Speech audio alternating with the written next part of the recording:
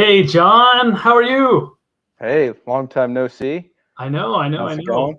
Great. It's great to be back in the jump seat again with you, and welcome to our viewers out there. Hopefully, you're all jumping on today, and you've seen us before. But for those of you joining us for the first time, welcome to the jump seat. It's a regular spotlight where we bring you industry key experts, subject matter experts. We introduce new products and give you insight into the fire service in our greater industry. It's hosted by two jump seat firemen, myself, David Durstein, and my cohort in crime, Mr. John Martins. Thank you, thank you. We are And we are back. So I think we've crossed the 1 year mark, by the way. we have, yeah, So we've been doing this for a full year, which is pretty awesome. And pretty incredible. it's hard to believe that we've actually hit that milestone. You think about this crazy idea we had when we got stuck at home in a COVID pandemic type world and didn't know what to do with ourselves and said, how can we make this work? So, it's been a great run and a lot of fun over the last year. And I hope you, our guests, have really enjoyed getting to know John and myself better, as well as, be better educated and, find some tidbits that can improve yourself and your fire departments around you as well. So That's right. No, that's well said. And like I said, it's been fun doing this, and I think the goal is to continue in some aspect with the jump seat. One thing I need to bring everybody aware of that is not aware of, a lot of the people within Facebook or company friends are coworkers, but I've actually had a change in my status with the company to an opportunity that's presented itself locally in my area within my fire department. So I actually had been offered a deputy fire chief position here in the Midwest. I live in just outside of Manhattan, Kansas, and I'm going to be accepting the role to go back into the fire service full time, which is something that it was a once in a lifetime opportunity, and I'm going to be doing that, and I'm really excited. It's been very bittersweet with the great team of people, and not just within our company, but the people I get to go see and that I've started to get to go travel to see again, right? So it's a big update that I wanted to make you guys all aware of, and give you just a taste of what's to come, and involvement in the jump seat, maybe, right, Dave? We were talking the other day. We're going to find a way. There'll be something. There'll be at some point we'll do some stuff, but we definitely want to keep it going, and just an update I needed to let you guys know about. So I'm excited, and it is a little bittersweet at the same time.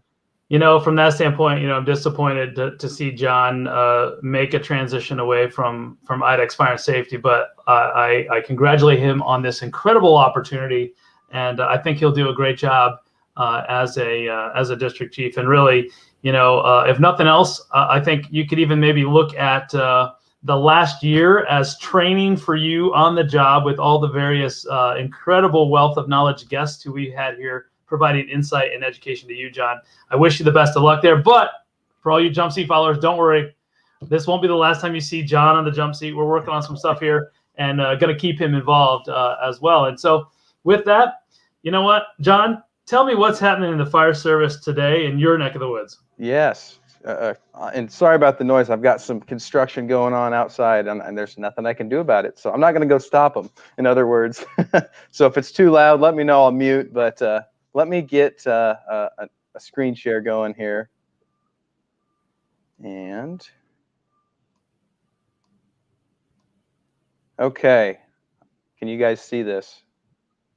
Yeah, looking good there, John. Awesome. So I gotta show you guys something that's just incredible. So Sentinel Emergency Solutions, a Rosenbauer dealer out of Missouri, has a pretty exciting update with as far as the SAM system, and not, as you see here, not one, not two, not three, but four Rosenbauers that'll be going to Lincoln County Fire Protection District. Two of these will be pumpers, and then the other two will be pumper tankers. Here, I'll get the picture pulled up, but just wanted to give a quick shout out to the folks there, Brian Franz and his team, on another incredible order that is providing a department with tools to continue doing their jobs and do them even more efficiently with SAM and other IDEX and fire and safety content. So thanks to Sentinel, thanks to the Lincoln County Fire Protection District. Looking forward to seeing that hit the streets here in the future, and for all the others there are other SAM trucks going out into the world as well, of course, but these are 4. So we wanted to give them a quick shout out. Pretty neat stuff. Absolutely. Pretty awesome stuff there. Congratulations to the folks at Lincoln County. And, for that matter, it's becoming more and more a SAM type world. And so if you're following and you're like, hey, what is SAM? You got to find out. One, you can get a hold of John or me. But better yet, you can go to samflows.com and find out more about the awesome solution that SAM really brings to the industry and the fire service. So that's my quick plug right there for the SAM system. And obviously, the guys at Sentinel do an incredible job. So keep it up to everybody out there. And we appreciate all that you're doing. And we want to see more and more SAMs on the street. If you're watching and you've got a SAM or you've experienced SAM, feel free to share with it in the comments. Fire away and let us know your thoughts and your impressions on SAM. It's a great product that we're bringing out, and obviously we try not to do ultra selling on the show, but it really is a cool product that's changing the way we go about fighting fires on an everyday basis. With that, John, I don't have anything else on what's hot this week other than your news of becoming a district chief. And so besides that, why don't you just take us to the jump seat? Yeah, I'd love to. So we'll be bringing our guest here in just a few seconds. Ladies and gentlemen, welcome Allie Rothrock. She's coming to us from On the Job and Off. And Allie, tell us where you're coming from today. So I'm in South Central Pennsylvania in Harrisburg, which is the capital here. If I look out my front door, I can see the beautiful Susquehanna River. It's gorgeous weather here today. So yeah, happy to be here. That is excellent. We're so glad you're here. And this topic is one that I don't know words can describe the importance of. And so we'll get to more of that in a minute. But just wanted to let everybody know how we found out about Allie. Actually, my supervisor, Dave Gindelsberger, within our organization, had evidently sat next to you a couple of years ago on a flight to FDIC. Is that what the rumor is? That's right. And it could have been 2020 because we went nowhere. It must have been 2019. It must have been 2019. So yeah, sitting next to him on the flight out to Indy. Yeah. So Dave, thank you for the shout out to letting us know about Allie, because we didn't know about her and what she's doing and the great things going on. So, but yeah, Allie, thanks for being brave, as we always say, and joining the jump seat. And we want to learn something today, and we want to learn something important. So, you've talked a little bit about where you're coming from today and On the Job and Off, which we'll get more to. But before we get to On the Job and Off, give us a quick background, your background in the fire service and all that. Sure. Yeah. So I joined the fire service like many of us did around the age of 16 when I was in high school. Joined my local volunteer fire company as a junior. I came to the fire service completely not knowing what to expect. I have no family members in the emergency services, except I recently found out about a great grandfather that was a fire chief. So didn't know that until recently. So I came I was a figure skater for 10 years. And so the leap to firefighting wasn't exactly lateral, but It was just one of those things that I know my parents were like, can we talk about this? Because it came out of absolutely nowhere. And I literally stumbled upon firefighting in October of my 11th grade year in high school. It was Fire Prevention Week, come to find out. So there was a little open house at my local volunteer fire company. My parents and my sister and I went to just see what was going on. It was a nice day. I found myself in the line of people, trying on fire gear and going into this little shed to put out this tiny little hay bale that was on fire. I did that one time and was immediately hooked. And that was, over a decade ago. The bug bit you that quickly. Bit me hard. Yep. And it was never really a conversation of, do I want to do this? It just was. I felt like firefighting and I had always been looking for each other, and I just didn't know it until I found it. So when you got involved in the fire service, obviously John and I have a chance to get to know you a little bit better and understand your story. And maybe I think the better piece is to share a little bit of that with our followers. So what really inspired you to get into the mental health and education aspect of things? And, obviously, how has that changed what you do today in your involvement with the fire service? Absolutely. Yeah. I mean, going back to that very first day, I was pretty confident that I was going to be in the fire service in some capacity for the rest of my life. And turns out 16-year-old Allie was right. It took me a month at my first volunteer firehouse to run a call. I didn't have my driver's license yet, so I had to ride my bike every time my pager went off, and I missed every call that came in for about the first month. So it took a month. And I think one of my parents actually drove me to this call because it was at night, so I wouldn't have ridden my bike. And I don't know what your guys' first call was, but luck of the draw, unluck of the draw. My very first out of the gate fire call was a double fatal car accident with a 5-year-old and her infant baby brother. And so, I don't know anything about anything. I don't know CPR. I don't know the name of the truck that I rode in on. I just stood and basically watched because there wasn't anything really for me to do. I think I maybe handed out some rubber gloves, but really I just sort of observed all these different disciplines coming together to remove these children from the car, to do CPR on them. And then I remember really clearly looking in the ambulance and seeing, there were police officers in there and paramedics and firefighters and EMTs just working together for this common purpose.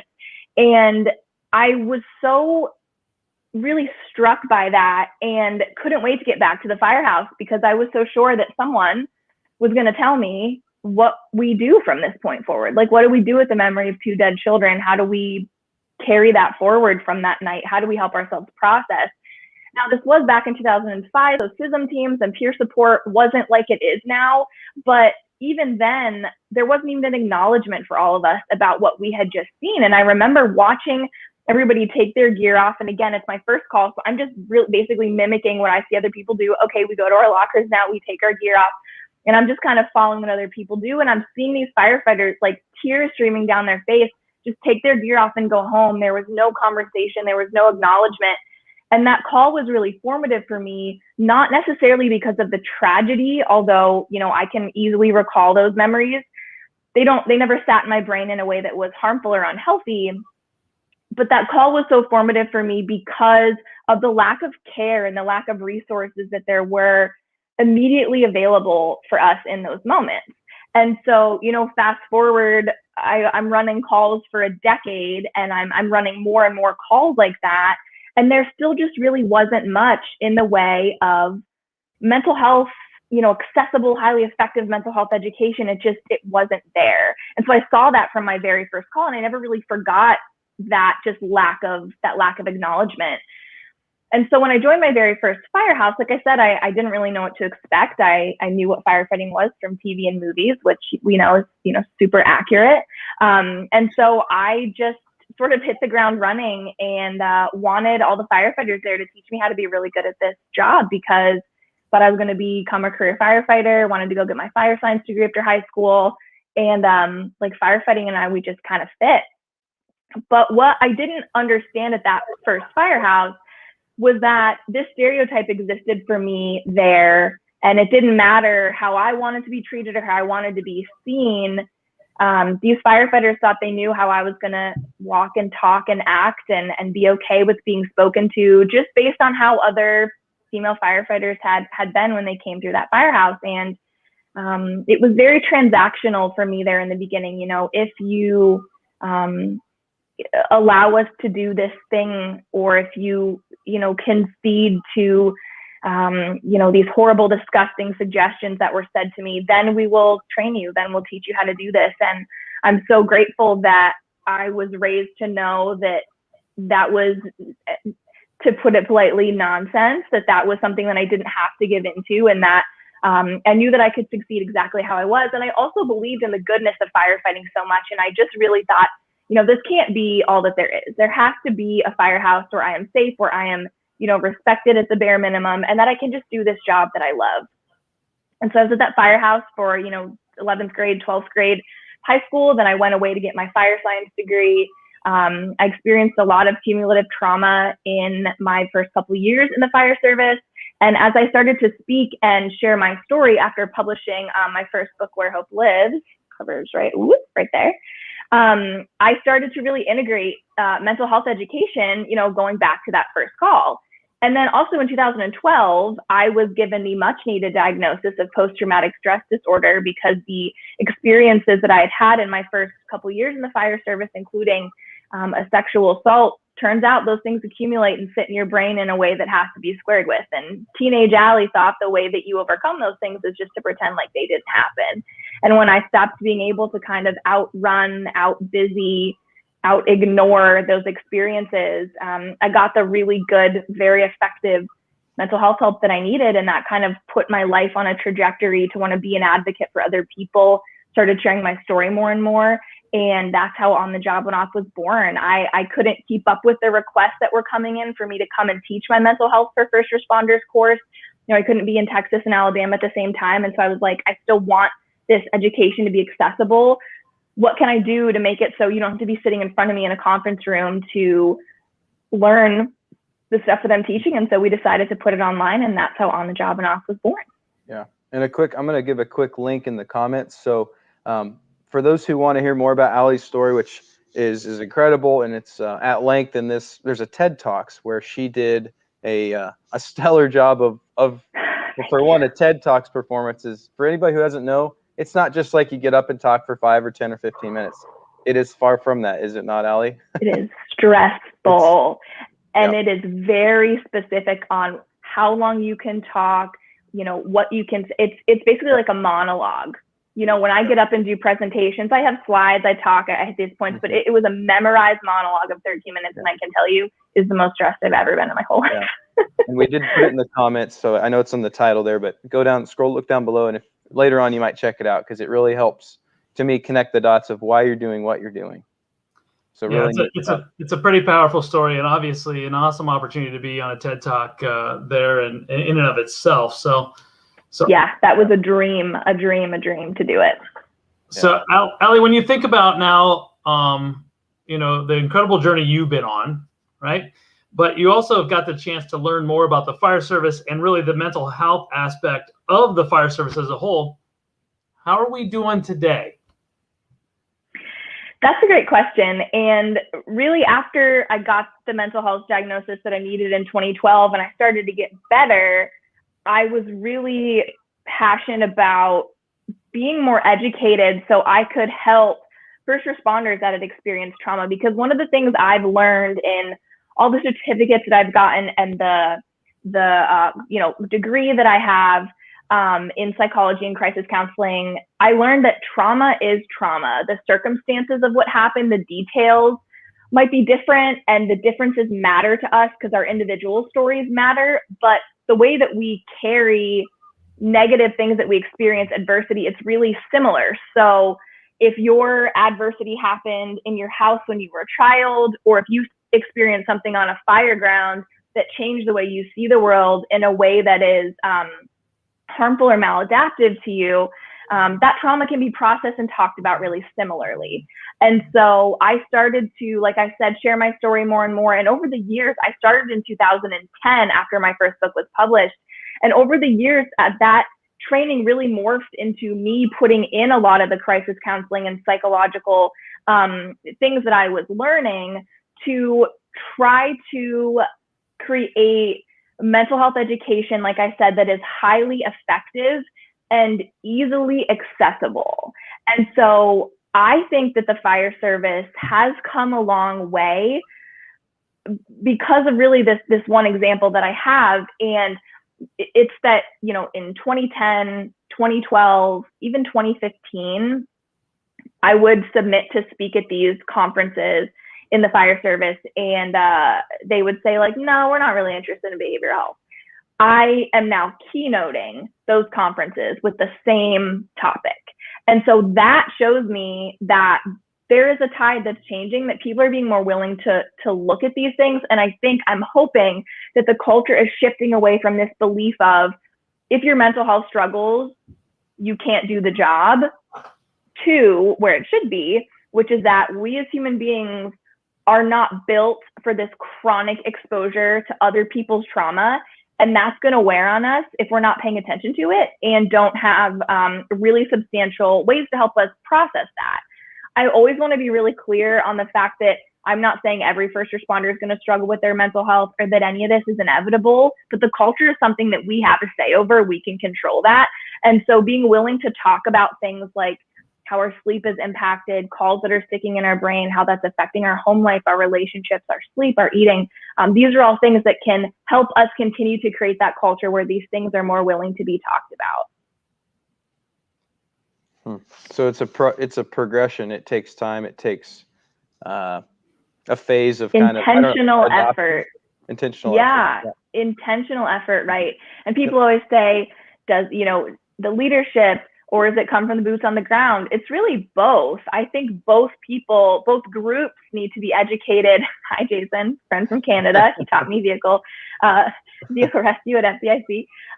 It really has to come from all angles. We need to be able to talk about these things in a ton of different capacities. And one of the things that I'm really proud of with On the Job and Off is just how many courses we have, how many different instructors we have, and how many different topics we can speak to. Because like I was saying to you guys earlier, I might say something about mental health that finally makes something stick in your brain, but someone else that talks about it is maybe going to stick in your brain a little bit better. So the more that we're talking about this, the more that we have educated, passionate people advocating for these cultural changes and resources that are more accessible, that's how this culture becomes a little bit better for the sustainability of everybody.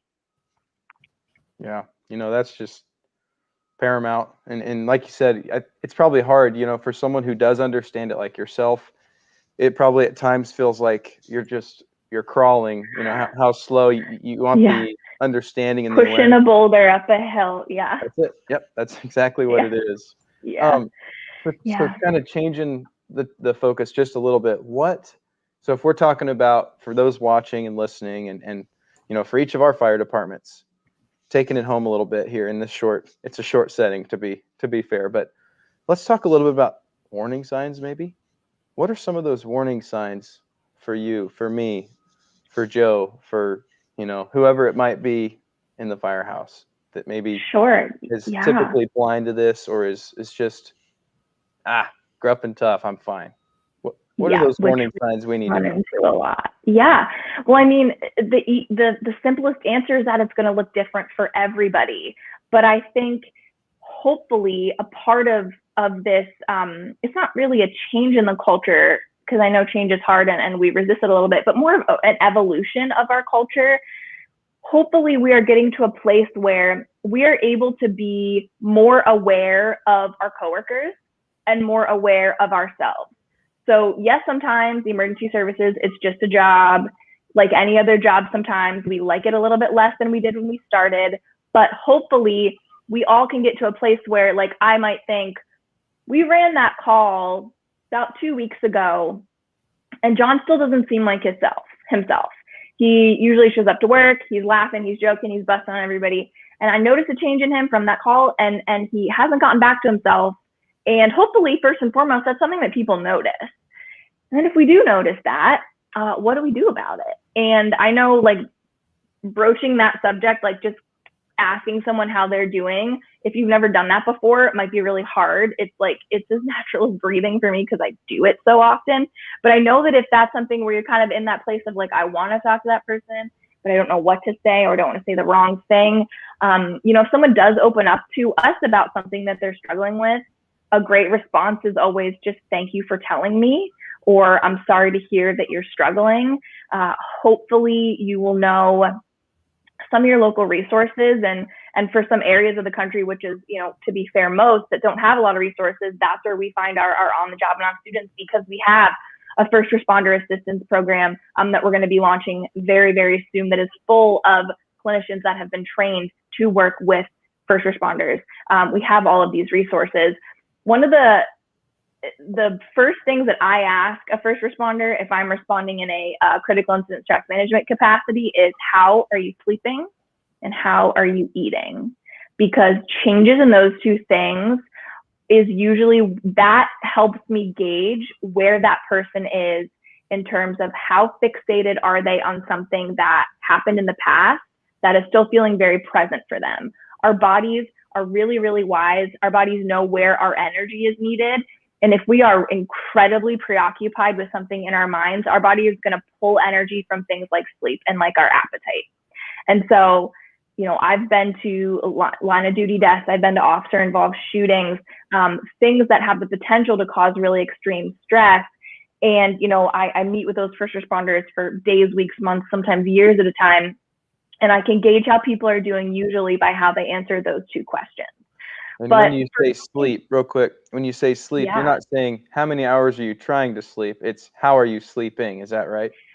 And is that sleep interrupted? There's something that's common in first responders called sleep maintenance insomnia, which means you fall asleep okay, you stay asleep okay for the first half of the night, but that second half of the night, you wake up pretty often. And that can be our body's response to night work, especially when you're being awoken by tones that flood your body with adrenaline.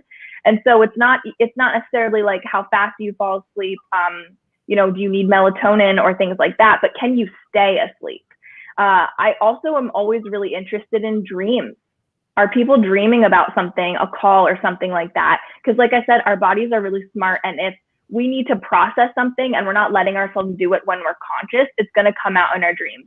And I get a message probably on average once a week from a first responder saying, we ran a bad call yesterday. I had a dream about it last night. I have post-traumatic stress disorder. And I'm like, no, you do not. You are experiencing post-traumatic stress symptoms, which 99.9% of the time go away on their own and do not ever lead to post-traumatic stress disorder. So as someone who has had that diagnosis and was very legitimately, warranted that diagnosis, I think it's important to know what PTSD and isn't, and not to use it as this blanket term. So first responders, I think we've all probably felt things like being preoccupied by a call for the day or two after it happened, thinking it through. Did we get there fast enough? Did I do my job fast enough? What could we have done differently? Maybe having those changes in sleep and appetite. But a couple days after that call, a week after, it's just sort of another memory. That's how post-traumatic stress symptoms usually go. And so getting back to your original question, if you notice in yourself that those things haven't gotten any better, haven't gone away, or you notice it in other people, that is your first indication, and hopefully a significant one, to tell you that whatever coping skills are in that person's life either aren't sufficient enough for this stressor, or they're not knowing that they need to use them. And so there are tons and tons and tons of moments of intervention. It's not like if it's a week or two after a call and someone's still struggling, they're destined for PTSD, but it's just things that we want to be more intentionally noticing in ourselves and in other people. So, Allie, you mentioned eating as well. And so I actually want to set up an appointment for John later on with you in a private one-on-one session, because if you can compare the two eating habits, John's got a problem, because I eat like a horse comparatively to him. So, yeah, but I don't all bodies are different. Yeah. No. But I am joking along all aside there. I'm assuming in the eating side of things, it's a dramatic change in the intake of food. Either I'm assuming it's lack of hunger versus over hunger, but is that? It can be both. It can be both. Usually, I would say 3 out of 4 times it's that loss of appetite, but it can also be something where people turn to food for comfort. We all do it. It's not inherently bad or unhealthy. We've all had those moments where we just want our favorite, whatever it is, pizza, that's mine. So whatever it is, but that can become a habit, and that can be a place where we're putting our emotions instead of figuring out what we need to process them. So again, it's super subjective. It's really personal, but that change in appetite is usually a good gauge for me of where people are. And real quick, back to PTS symptoms, or not disorder, but symptoms. So a couple of weeks. So a couple of weeks would be, if I heard you right, could be somewhat typical, depending on that person, depending on that call, depending on probably a lot of variables. Is that 2-week window accurate, or would you? So I teach something called the post-traumatic stress progression, and I use the example of, just for ease of counting forward. Say you ran a really tough, traumatic, significant, whatever it was, call on a Monday. If by Friday you are still experiencing those things of maybe uncharacteristic mood swings, sleeping problems, eating problems, or at least changes in there, reliving the call, dreaming the call, if that is still happening, anything within that first week are post-traumatic stress symptoms that, again, usually go away on their own. If it's a week or two later, anything inside of that first month past that first week is called acute stress. And it doesn't mean that you're on a one-way ticket to post-traumatic stress disorder. It just means that, again, if we notice in ourselves or in someone else, like we ran that call at the beginning of the month, it's been 2-3 weeks and they still don't seem like themselves. Whatever happened for maybe other people in that first month that helped them process it and sort of settle that memory in the back of their mind didn't happen for that person for whatever reason. And so anything within that first month is called acute stress. By diagnostic criteria of post-traumatic stress disorder, it has to be 31 plus days post that event for a diagnosis to be warranted. And again, most first responders never get there because they figure it out. They notice something. I'm drinking way more than I used to. I'm drinking to fall asleep, which doesn't actually help you sleep better. It just sedates you. You never get into REM sleep. I'm doing a course on sleep right now, so I could talk about sleep a lot. So anything within that first month is either just a symptom that's probably going to go away, moving into acute stress, and then a month or two later, a PTSD diagnosis could be maybe warranted. I always caution giving that information because I don't want anyone to diagnose themselves or anyone else, but I want people to know what it is and what it isn't. So for all the first responders that message me because they had a call yesterday and they think they have PTSD, I mostly offer it as something that I hope can provide relief, which is, no, you don't. And chances are you're not going to get there. So, I think these are all good key things and warning signs and stuff to pick up on after an event has happened. But what are the right steps to take? Let's say I had an event tonight. How can I help maybe proactively prevent this? Or what can I do? What can my department do to help us cope? And where are those resources? And that is exactly the right question, because I think that's where some of the shift has been happening in the fire service culture as a whole, is that people have started to ask that question. And that's what I was thinking about so much when I was getting ready to launch On the Job in Office.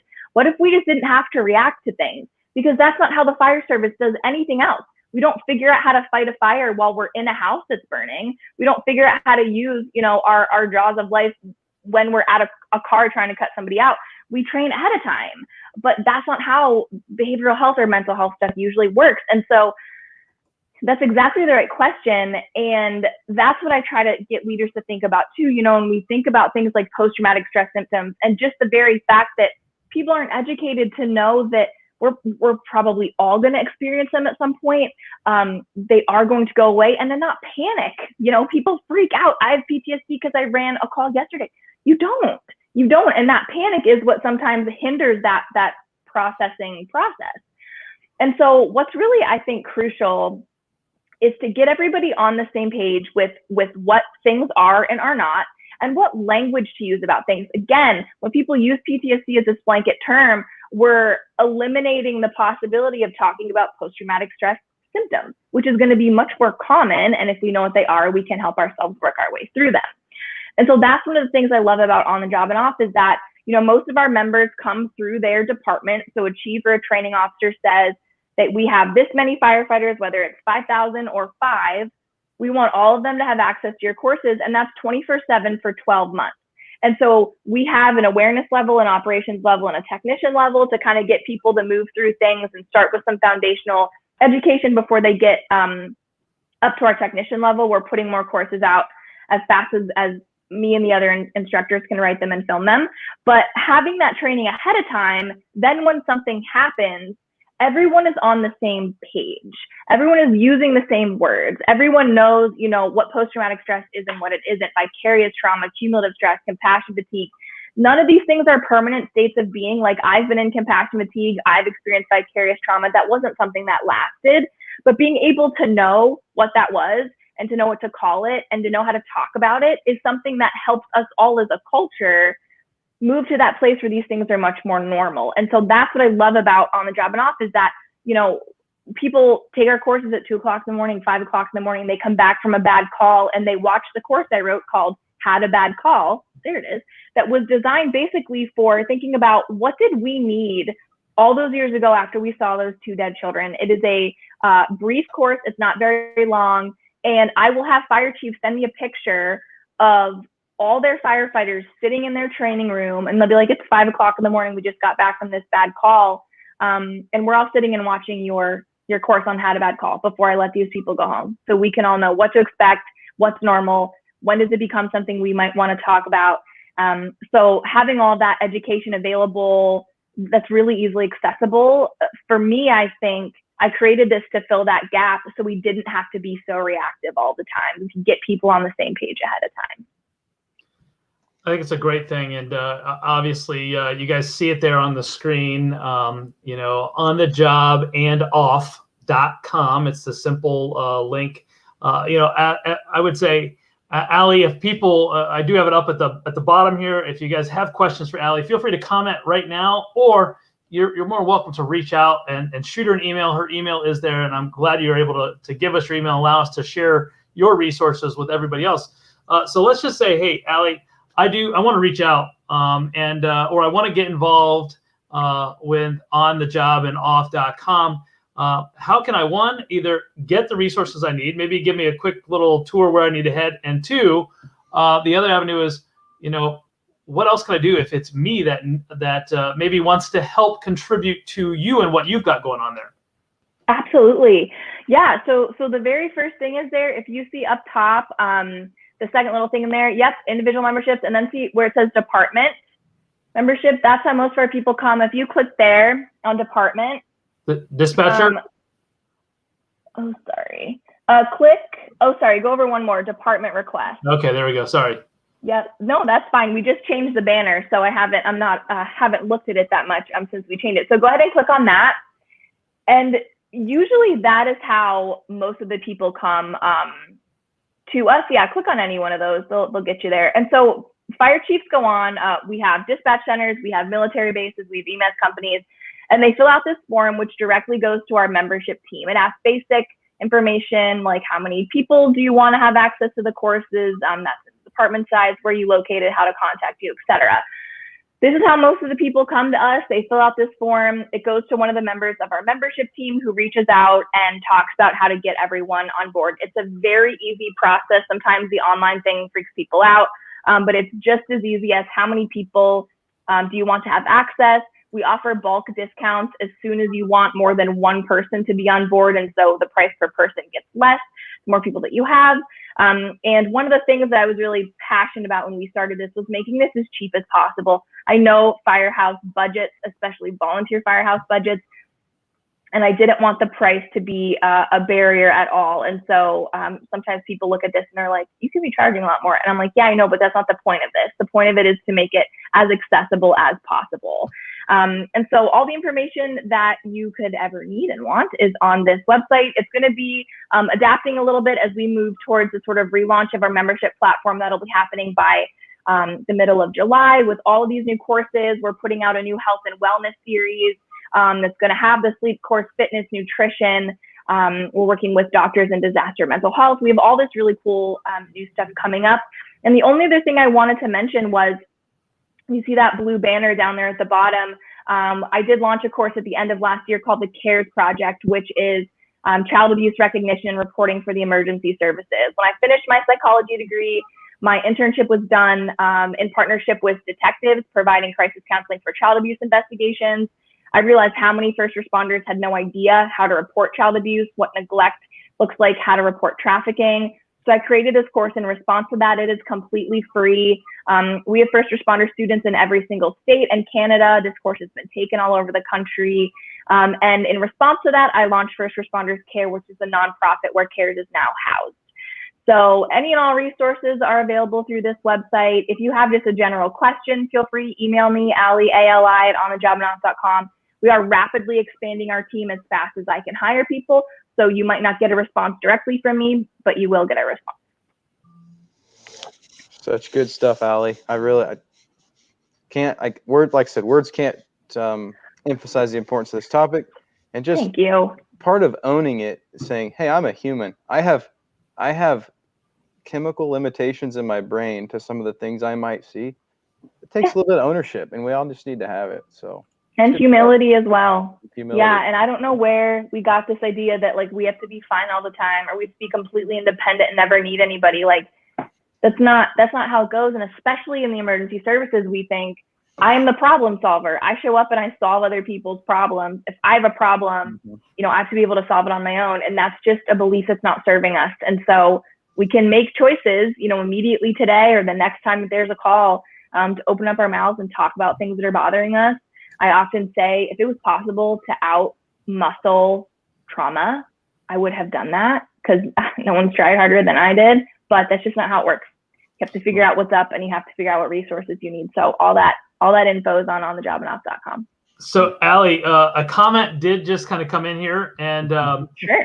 it's actually a mutual friend of John and I's, who happens to, now that we realize it, because you commented midstream about this individual, Jason DeFosse up north, who's a mutual friend of yours. So obviously, we're big fans of Jason, and we are followers of Extrication Nation, live on Monday nights at 7 o'clock. Check him out on Facebook. There, Jason, I gave you your plug.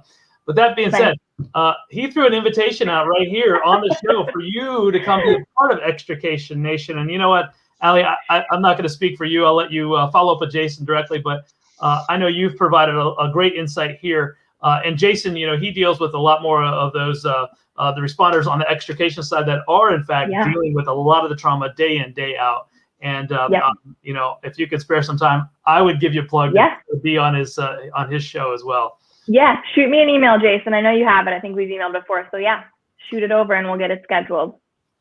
So you're welcome, Jason. And for that matter, Allie, I just want to say thank you. Not only thank you for being on the show today, but just thank you for doing what you do day in and day out, because it's your story is incredible, and it's very powerful to see where you have come from and where you are today, and how you're continuing to impact the lives of emergency responders every single day. And so continue doing what you're doing, because I think you're doing a great thing. So thank you for being here on the show, but keep doing this great work. And we know mental health is a big challenge around the fire service. We've had Jason Patton on here last summer to talk about this a little bit. We've had continual pieces around this. And I know, Allie, if anything else new comes out and you want an opportunity to share it, let us know. We'd love to have you back on the show and do a little education for everybody as we get further along.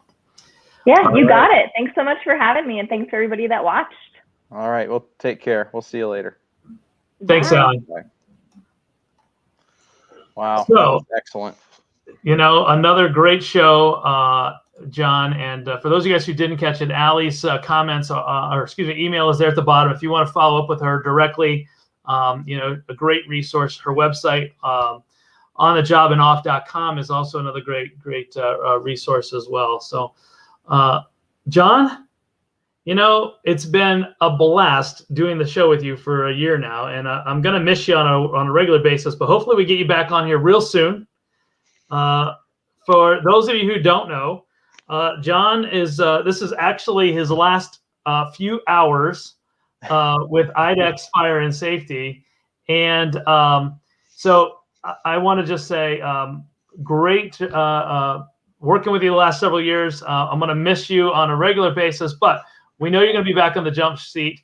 So to you, a little salute, little cheers to John. I won't ask what's in your cup, but